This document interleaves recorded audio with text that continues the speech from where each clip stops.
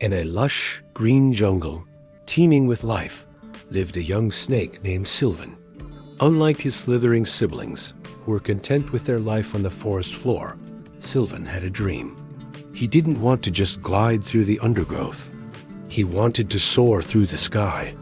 Every day, he would watch the colorful parrots and the majestic eagles, his heart filled with a strange longing.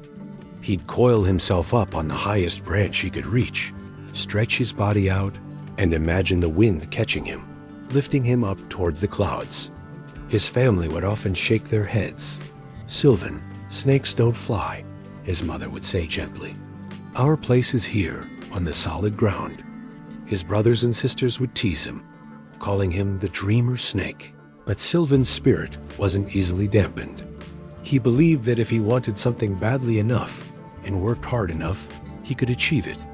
So, his grand experiment began. First, he tried to mimic the birds. He'd climb a tall tree, take a deep breath, and leap. But each time, he'd just tumble down, landing with a soft thud on a pile of leaves. A little dizzy, but undeterred. He observed the bats, how they used their leathery wings. He tried to fashion his own wings out of large, waxy leaves, sticking them to his sides with sticky tree sap. He'd jump again, flapping his makeshift wings wildly, but the leaves would just tear away, and down he'd go once more. The other jungle animals started to notice. The monkeys would chatter and point. The frogs would croak with amusement. "Look at the silly snake who thinks he's a bird." They'd laugh.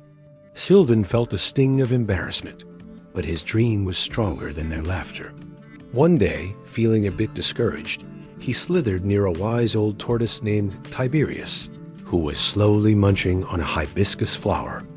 Tiberius had seen Sylvan's failed attempts. He watched as Sylvan stared up at a soaring eagle, a look of pure yearning in his eyes. "A beautiful sight, isn't it?" Tiberius said in his slow, raspy voice. Sylvan was startled.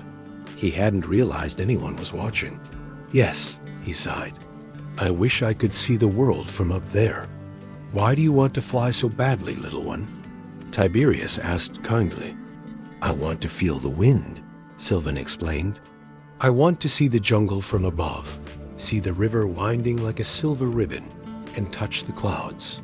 I want to be free." Tiberius nodded slowly, his ancient eyes twinkling. "Your spirit has wings, even if your body does not," he said. "Perhaps you are trying to fly like a bird, but you are not a bird. You are a snake. Maybe you need to find a way to fly like a snake. Fly like a snake." Sylvan had never thought of it that way. He thanked the wise tortoise and slithered away, his mind racing. How could a snake fly? He spent days observing everything around him, not just the birds, but everything that moved through the air. He watched seeds with fluffy parachutes drift on the breeze, and saw how flying squirrels didn't flap wings, but glided, using flaps of skin to catch the air. This gave him an idea. He wasn't built to flap, but maybe he could glide. He noticed that when he was in the trees, he could leap from one branch to a lower one, stretching his body out. What if he could control that fall? What if he could turn a fall into a flight?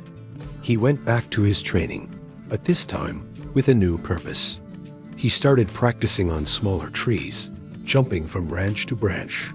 He learned to flatten his body, widening his ribs to create a concave surface, almost like a shallow wing.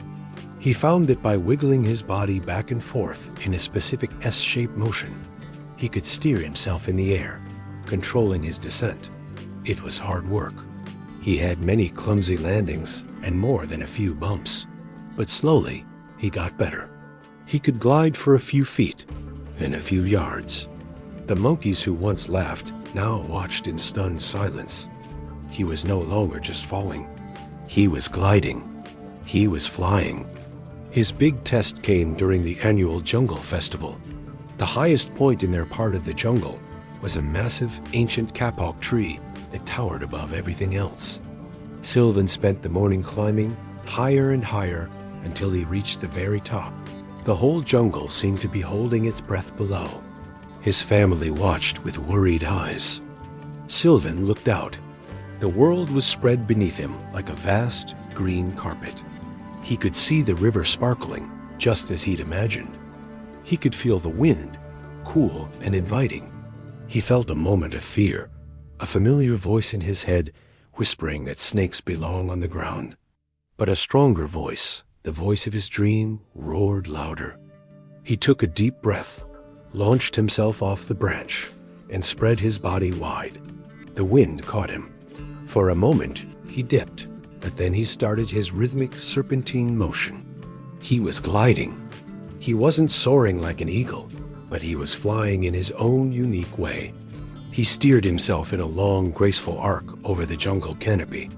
The animals below gasped in amazement. The monkeys cheered. The birds chirped in surprise. He sailed through the air, feeling a joy he had never known. This was it. This was the freedom he had craved. He wasn't a bird. He was a snake, a flying snake. He glided for what felt like an eternity before landing gently in the soft foliage of a lower tree, his heart pounding with exhilaration. From that day on, Sylvan was no longer known as the dreamer snake. He was Sylvan, the flying snake.